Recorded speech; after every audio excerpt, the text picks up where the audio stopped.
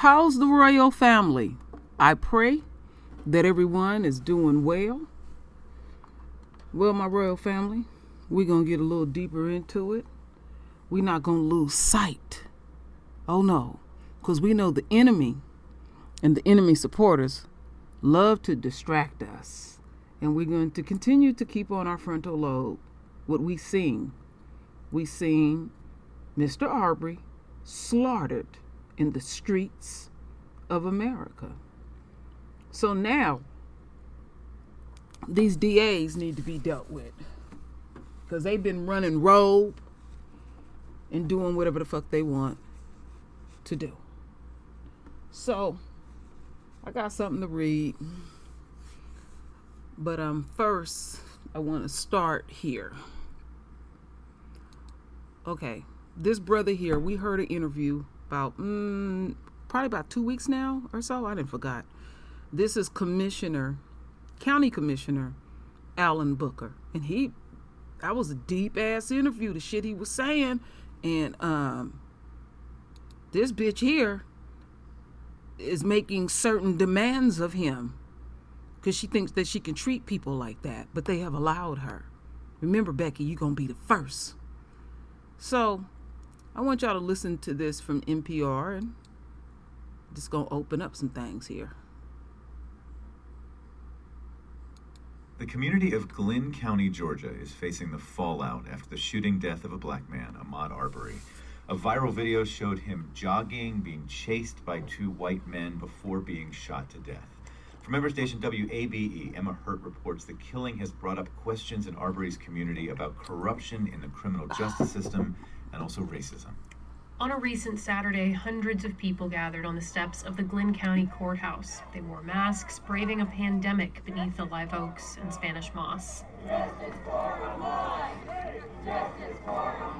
Normally, Brunswick is a quiet coastal city with a sea breeze, but these days it's the subject of national outrage. John Perry, the president of the local NAACP chapter, spoke at the rally. As I sit here and I look at you all, I see the beginning of a great awakening.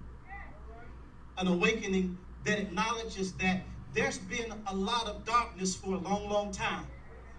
But Ahmaud's death sounded off an alarm. An alarm and awakening in this community, which many others have experienced in recent years. And we've got a demand of our justice system to be to us what it promised to be. Sitting on a ledge nearby, speaking through a mask, was Glynn County Commissioner Alan Booker. The only black member of the county commission, he represents most of Glynn's African American community, which is just over a quarter of the population.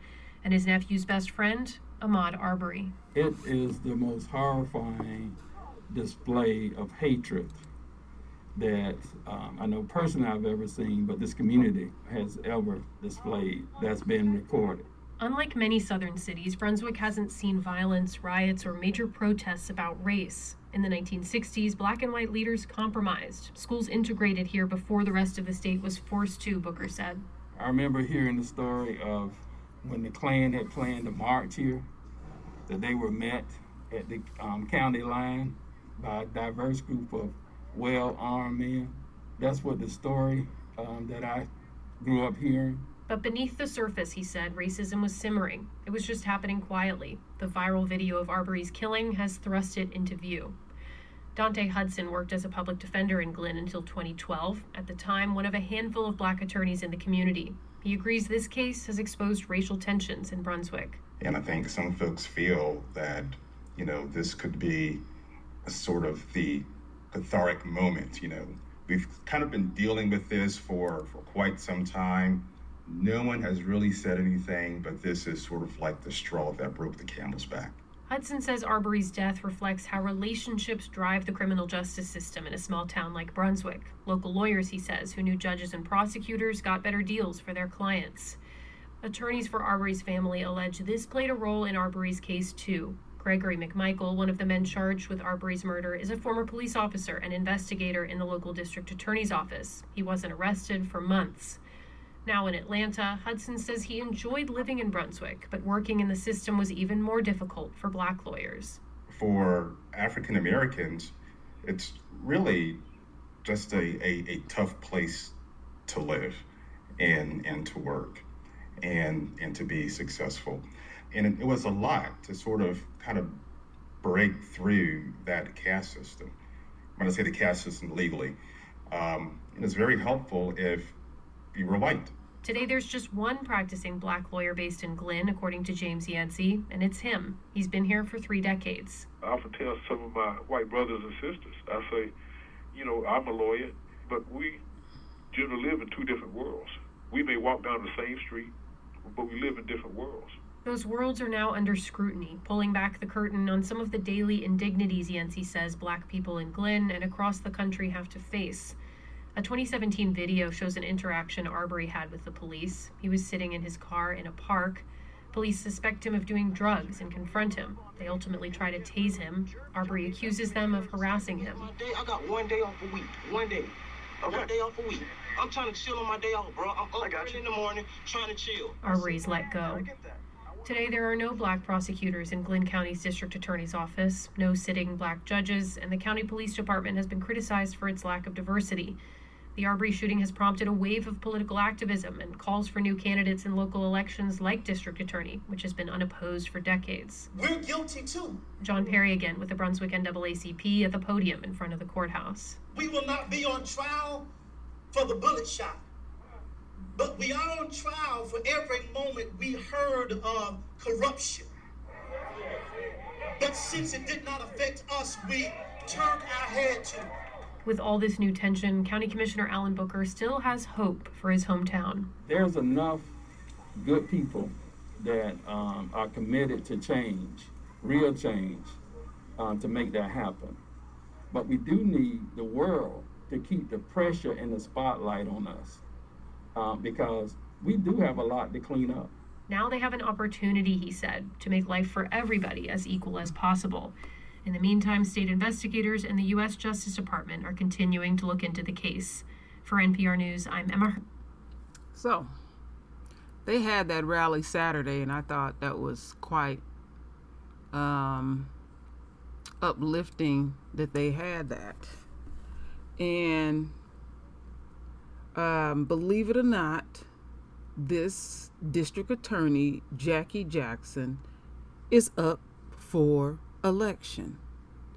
Now, in her delusional mind, she really thinks that she's going to maintain that position because they have allowed her and others to run rogue, truly run rogue.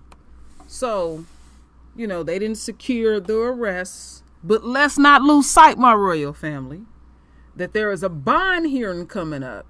So some fuckery is popping off, all right? We know how this shit go down. We ain't gonna be blindsided over here on the True Royal Family or True Royal. So let's listen to this next clip. Then I got an article. Then I'm gonna read to the Royal Family and one last video. This morning, we are digging deeper into the latest developments in the investigation into the shooting death of this 25-year-old jogger in Glen County. Last night, we learned that AHMAUD Arbery's mother met with a federal prosecutor last week. Her attorney says that federal investigators are looking into potential misconduct by the district attorney's offices involved in the investigation and also considering if her son's death constitutes a hate crime.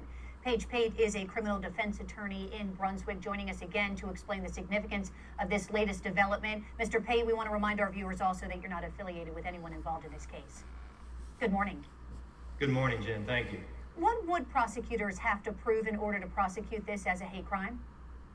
Well, it's important to remember that Georgia no longer has a hate crime statute. We had one in this state for a few years, but our state Supreme Court struck it down because it was too vague.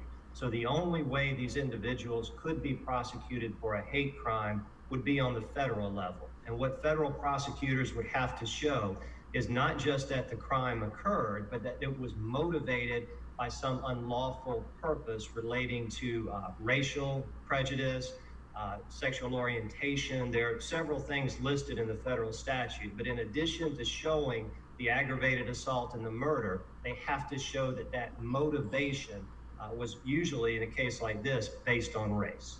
So as we know, there are a growing number of red flags involving previous shootings involving the Glen County Police Department and the actions of the district attorney.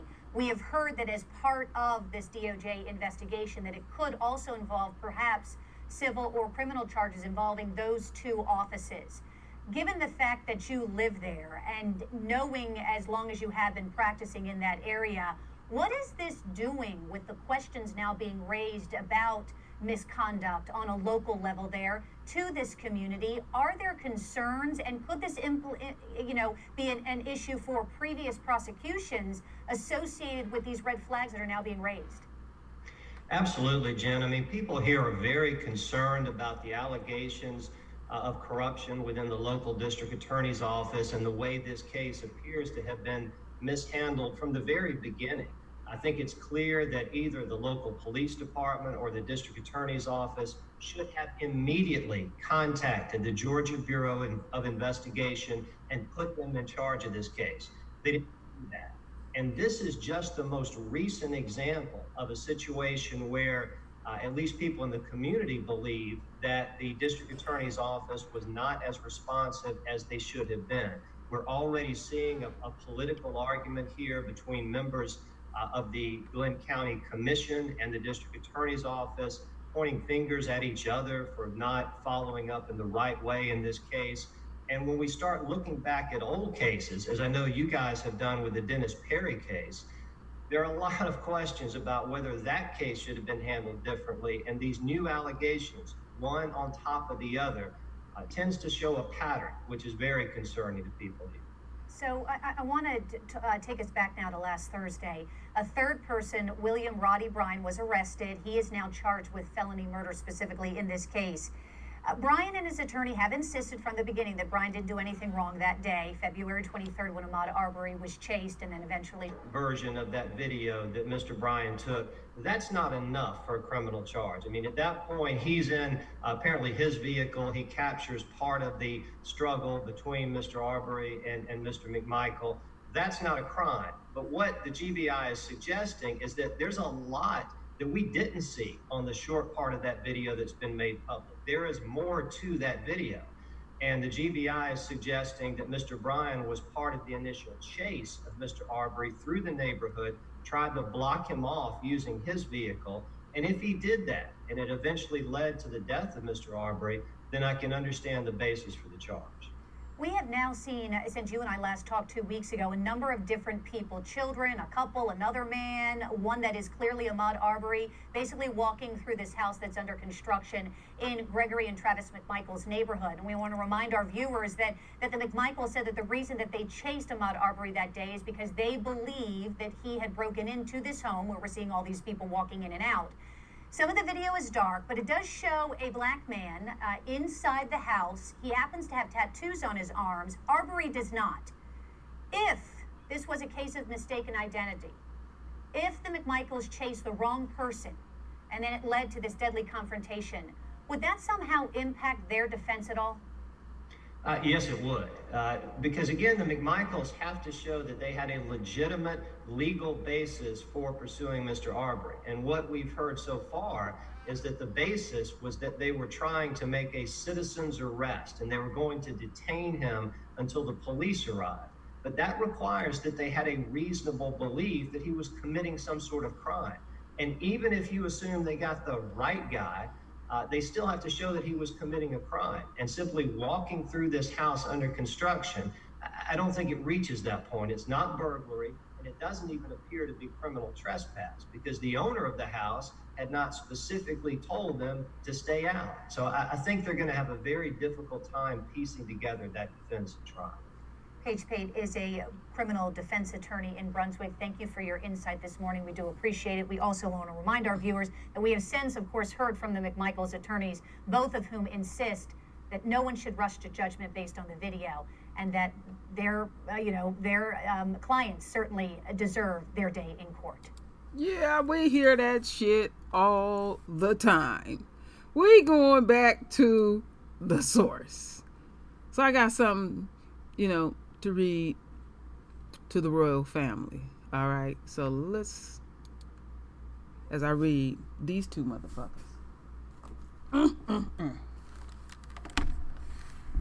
Get this here. And this article was done today. So, this is on the Vice. The FBI is reportedly investigating the Georgia prosecutors who didn't arrest Ahmaud Arbery's killers. Oh yeah, because it's all about the good old boys network, but they gonna come down on you, Jackie. Oh yeah, because you supposed to be top dog.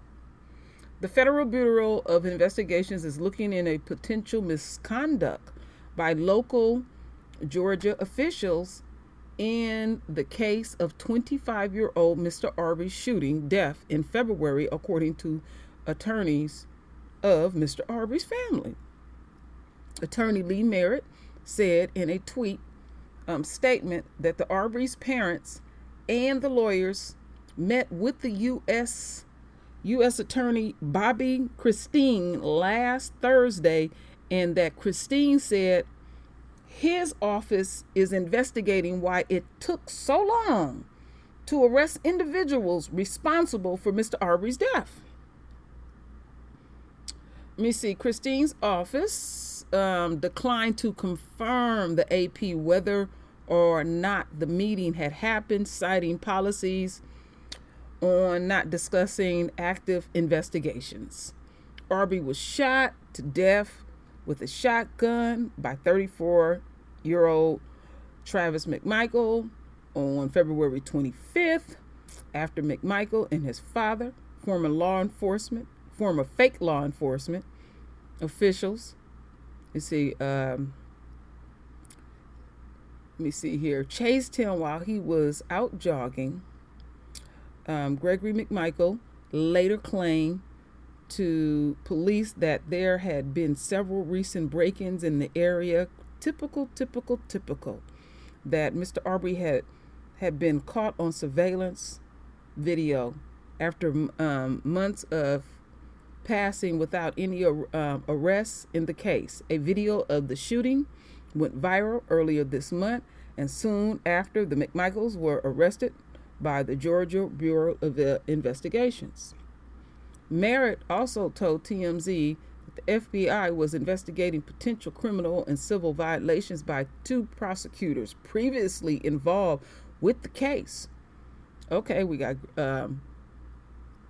Gregory, Byrne Hill, and Jackie Johnson. Juicy.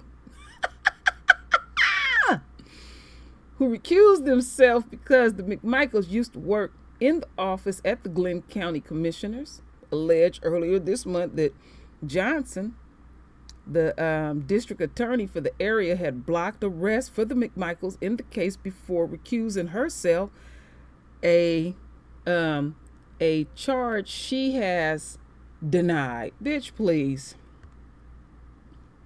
Barnhill also recused himself, but wrote in a letter in early April that the McMichaels had followed the state citizen arrest law and said there was insufficient probable cause to even issue warrants for their arrest. Woo, y'all dirty. This is a vast conspiracy at this point, Merritt said.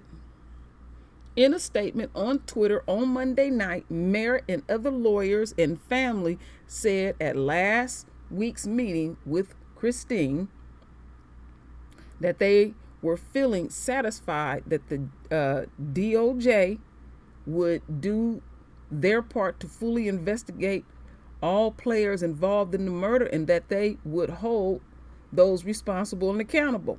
Don't believe any of that. We've been down this road 1,000 fucking times. Don't believe any of it. They ain't even went on trial. I keep hollering they ain't gonna have bond hearing, and you know that bond hearing gonna be some fuckery on that bond hearing. No, we're not gonna play that game over here.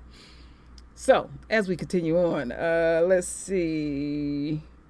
Okay, a third man, 50-year-old Elmer Fudd, Jeffro, whatever you want to call him, Roddy Ruddy, or William Bryant, was arrested last week for felony murder and criminal attempt to commit false imprisonment. Merritt said the FBI was involved in Bryant's arrest, and Bryant shot the cell phone footage of the last minutes of Arbery's life. And you know what? I'm thinking that there's some more footage out there, which was later leaked by the McMichaels. So Senior McMichael leaked this shit. As we continue on, the Department of Justice said earlier this month that it was considering federal hate crime charges in the case. Georgia is one of the 4 states that doesn't have a hate crime statute on the books. These case make it clear that all black citizens in South Georgia aren't getting the same protection. No, we are not a protective class under the law, Merritt said, but because if you're shooting anybody in the street in broad daylight, just in general, you expect an arrest. I agree. There was no arrest. Okay. Whoops. Okay, we're going to look at this video. Hear what old Lee Merritt's ass got to say. Did the U.S. Attorney tell you they're looking at these civil rights criminal violations against police, D.A.s, a combination? Did they get into that? Yeah, they got into that specifically. So we're talking about in the 1983 statute, the Civil Rights Act, is based off of the Fourth Amendment protections to the Constitution, unlawful seizure.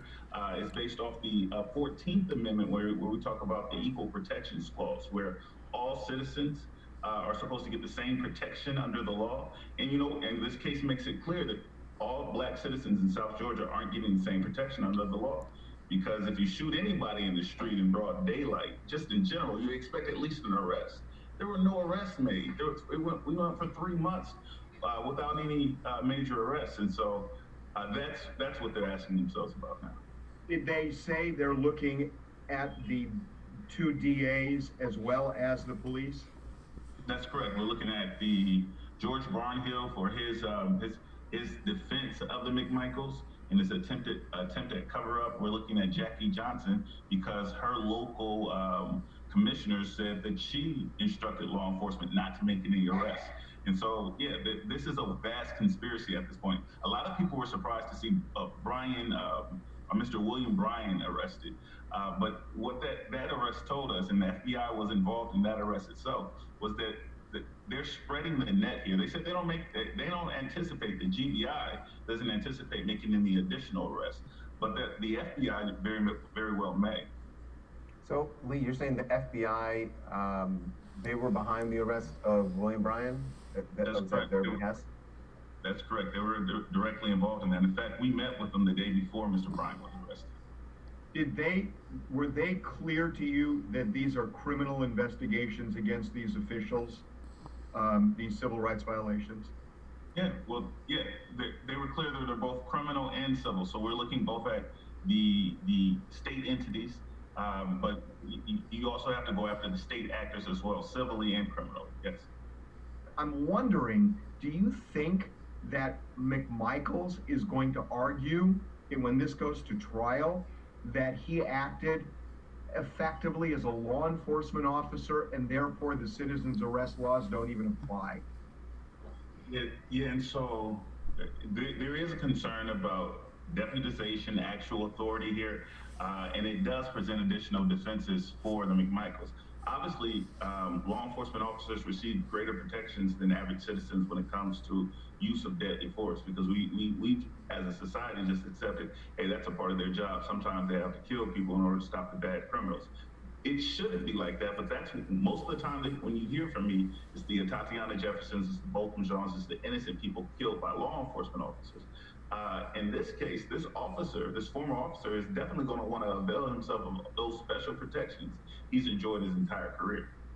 I'm wondering if that worries you, Lee, that, you know, in a way that the police department should not have done this, but by doing so, the police department could be in trouble for it, but it could provide a defense for McMichael.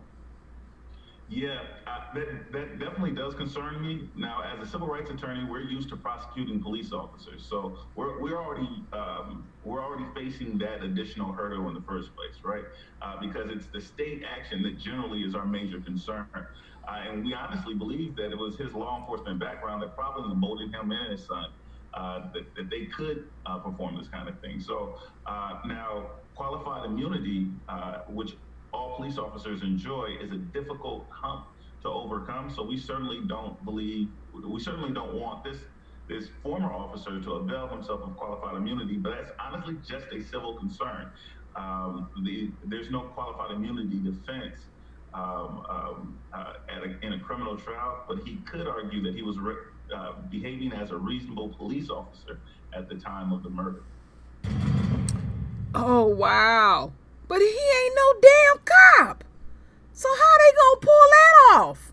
The sucker. Oh, wow. Whoa. See, this is my first time watching this. So y'all get my authentic. He was stripped back in 2006. He ain't no cop. He a everyday citizen. He don't even deserve the pension that he get. But you see how the enemy get down? I'm telling you, it's going to be some fuckery in this case. I'm taking a different look in this case. Homeboy going to get off. He going to let his old rotten ass son sit up in there and do some time. He going to do this a little bit of time. And then homeboy that was driving around, he might do a little extra time because they got some little extra shit on him they ain't presented to the royal family. Oh my goodness. Oh my goodness. Like I said, my spin on this, okay, we got to get through the bond hearing because, you know, they always pull that fuckery. I'm going to keep saying that till I'm blue in the face. And then if it presents itself different, then, okay, we shall see. But even with that, there is nothing that the enemy and the enemy supporters can do to satisfy the royal family. They coming for your head, Jackie. They coming for your head, homeboy. Oh yeah, they coming for your head. Y'all gonna roll while y'all point fingers and blame and stuff. But you know, they coming for Jackie's head because she got white blood on her hand. They don't give a damn about the black blood on the hand. And then you just on GP, homeboy. That's it and all. Reality. That's what we gonna deal with over here on the True Royal Family and the True Royal. Reality. Oh, this shit is juicy as the plot thickens, like I always say. Fuckery. That's what I'm waiting for. I'm waiting for the fuckery to come down because they always pulling the fuckery when it has anything to pertain to the royal family. But I tell you something, the enemy and the enemy supporters that's over here listening, you can't wash off blood when a person is chosen. You're going to have to atone to that eventually. And then other blood that spilled on your hands that's unchosen because you was fucking around running rogue. I'll leave it there right there, my royal family. So render your voice, your beautiful divine words. And as always, my royal family, thank you for your love. Thank you for your support. And with that said, Ashe. Ooh, messy.